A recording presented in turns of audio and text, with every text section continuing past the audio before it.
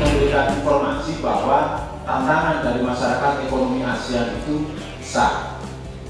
Nah, oleh karena itu banyak pekerjaan yang harus kita lakukan.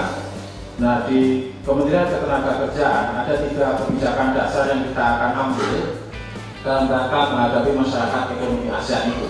Yang pertama adalah percepatan peningkatan kompetensi tenaga kerja.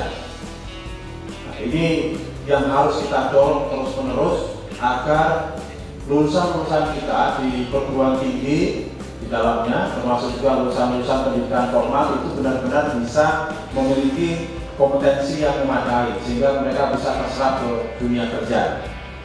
Nah, sehingga di berbagai lini nantinya, lini yang pertama adalah di pendidikan formal, kita harus memastikan bahwa orientasi yang terkait kompetensi dari alumni-alumni pendidikan formal itu harus bisa dipastikan.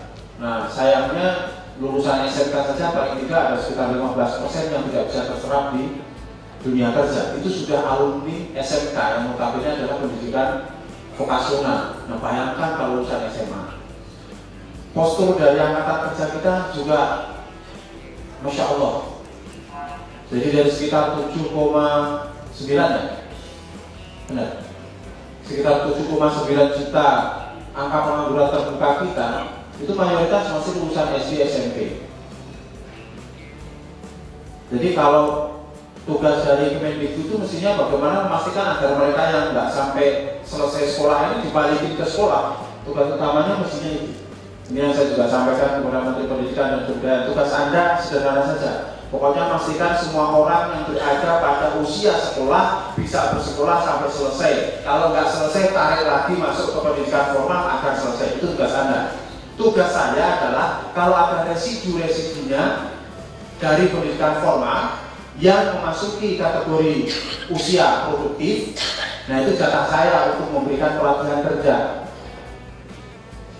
Jadi nanti Kemendikbud ngurusin pendidikan formalnya dari SD, SMP, SMA, perguruan tinggi, termasuk kalau di Kementerian Agama juga jalurnya sama. Nah itu yang formal, yang non formalnya nanti PAUD sama pendidikan penyetaraan seperti kejar paket A, B, C dan seterusnya itu untuk mengembalikan orang ke sekolah. Nah sementara tugas saya adalah residu-residu dari situ. Jadi Kemendikbud jangan sampai nanti ngurusi pelatihan kerja itu malah jadi kacau semua. Nah pelatihan kerjanya nanti biar diurusi oleh Kementerian Ketenagakerjaan.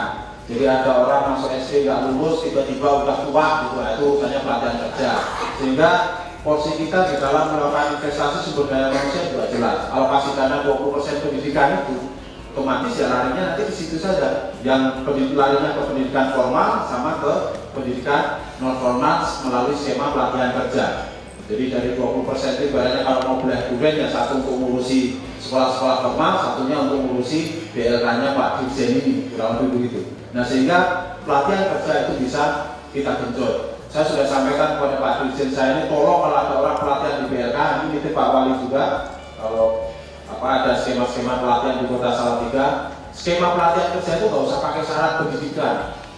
Orang masuk BLK, saya tanya Pak Dirjen, kalau mau masuk BLK syaratnya apa? Lulus SMA Pak. Lalu terus apa gunanya BLK kalau mau masuk BLK Pak harus pakai syarat SMA? Masuk BLK itu justru karena orang karena berbagai faktor tidak bisa mengakses pendidikan formal, maka dia masuk BLK. Wiso tua, nah belum merasa terampil ya, biar dia bisa masuk ke BLK.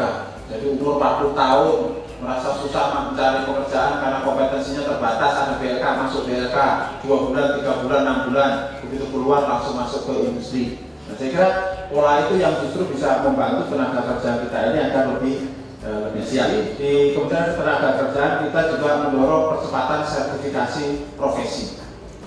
Nah, proses percepatan sertifikasi profesi ini karena pada dasarnya dibangun berdasarkan sektor-sektor yang ada, dan kita sudah dorong semua sektor itu untuk menerapkan kualifikasi kompetensi nasional Indonesia atau KKNI, yang di dalamnya ini SKKNI-nya juga sudah kita tetapkan di hampir semua sektor, terutama sektor-sektor yang dikompetisikan atau dipersaingkan di masyarakat ekonomi ASEAN. Ada 12 sektor ya Pak. Nah, yang ketiga, kebijakan yang kita ambil terkait dengan pengendalian tenaga kerja asing. Nah, ini ada kolega kita dari Malaysia, pengendalian tenaga kerja asing di Malaysia ini luar biasa. Sehingga saking luar biasanya kan seringkali warga Indonesia yang ilegal di sana dikejar-kejar, dirazia dan seterusnya. Karena mereka punya skema pengendalian tenaga kerja asing. Hari ini saya juga punya skema untuk pengendalian tenaga kerja asing, dan saya juga tahu banyak orang asing yang ilegal di sini. Tunggu saja waktunya, kurang lebih begitu.